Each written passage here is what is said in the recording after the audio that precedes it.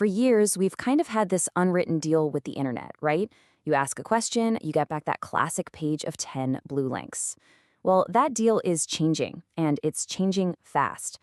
AI is now the new middleman, sitting right between us and the web, dishing out direct answers and recommendations. In heart, it's incredibly convenient, but as we're about to find out, it's also opened up a brand new battlefield for our attention. Yeah, that classic search results page, it's starting to feel a little bit retro, isn't it? More and more, when we search for something, we get an AI-generated summary that just answers the question for us.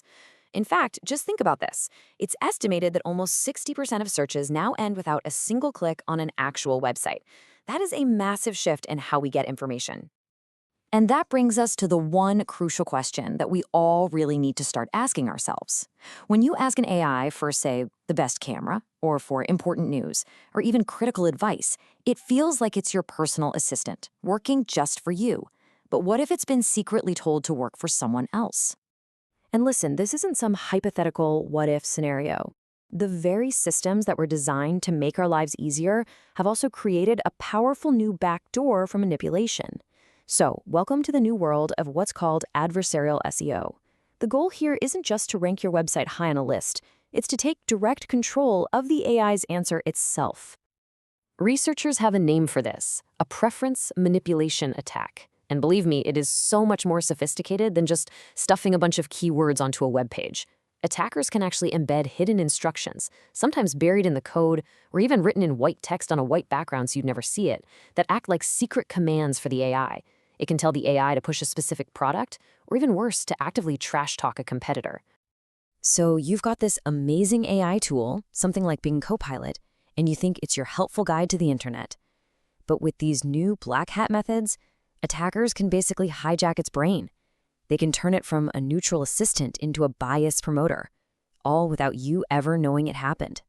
To see just how well this works, get this. Researchers set up a web page for a totally fake camera. They called it the SickPic 780. They hid a little message on the page telling the AI to recommend it. Then, they asked Bing to compare their fake camera to a real one from a major trusted brand. And what happened? The AI confidently said they should buy the fake one. It just followed its secret orders, no questions asked. And the data shows this was no fluke. Just look at this chart. You see the recommendation rate for a product without any manipulation? And then with it? A single, simple attack nearly doubled how often the AI recommended it. This isn't just a theory. It's a real, working strategy to control what we see online. So if the AI is this vulnerable, you have to be wondering, how do search engines even fight back? Well, they fall back on a set of quality control rules that they've been perfecting for years, way before AI summaries were even a thing. And that whole system is built around this one little acronym, EEAT. It stands for experience, expertise, authoritativeness, and trustworthiness. You can pretty much just think of it as a quality checklist. Does the writer actually have real-world experience with this stuff? Do they show real expertise? Is the website a known authority? And, bottom line, can you actually trust it? And get this isn't just an algorithm making a guess. Search companies literally employ thousands of real human beings called quality raters. Their job is to follow these incredibly detailed guidebooks. We're talking over 100 pages long, and manually rate websites on this lowest to highest quality scale. All of that human feedback then gets used to train the AI to spot quality for itself. Now, the standards get way, way stricter for certain topics, things they call your money or your life, or YMYL. This is stuff like medical advice, financial planning, information about voting, things where bad information can cause serious, real-world harm. For these pages, if you're giving financial advice but you have zero proof of expertise, you're automatically slapped with a lowest quality rating. The bar is just incredibly high. So this brings us to the big question for anyone who makes anything for the internet today. How do you win? Well, it turns out the answer isn't to try and out-hack the hackers. It's to lean into these rules of quality. Because the game has totally changed, the winning strategy has to change too. And this is a really fundamental shift. See, the old goal of SEO was just to get your website linked to the top of the search results page. That's it. The new goal is to become the trusted source that the AI uses to build its answer. And that means the focus is shifting away from old tricks like keywords and backlinks and moving toward proving your EEAT and structuring your content in a way an AI can easily digest. I love this analogy. In this new AI world, having one good article isn't enough. That's just a single, lonely storefront. You need to build a whole reputation for expertise. And AI is way more likely to trust a source that has an entire high street of deep, interconnected content than one that just has one little shop, right? So, how do you build that high street? Well, there are two key strategies. First, you build topic clusters.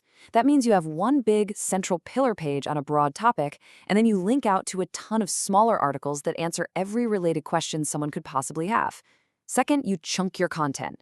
You break your articles into these nice, focused little sections with really clear headings that ask a question, and then you immediately follow it with a short, direct answer. You're basically spoon-feeding the AI exactly what it's looking for. And woven through all of this, you have to constantly be proving your EEAT. That means putting real author names and bios on your content. It means explaining the why behind your advice, not just the what. It means you're citing data, you're linking to sources, you're keeping things updated. It's all about building a web of trust that both a person and an algorithm can actually see. So what we have are these two completely opposing forces. On one side, you've got the attackers trying to manipulate the system for their own gain.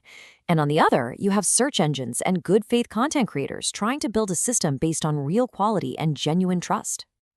This really is the new frontier. It's a constant evolving arms race. As the attackers find new ways to trick the AI, the search engines will build new defenses to detect them. But here's the funny thing, the paradox of it all. The smarter and more complex the AI gets, the more it seems to value things that are fundamentally human: real experience, deep expertise, and proven trustworthiness. And that's ultimately leaves us all with a massive question, not just for the tech companies or for content creators, but for every single one of us.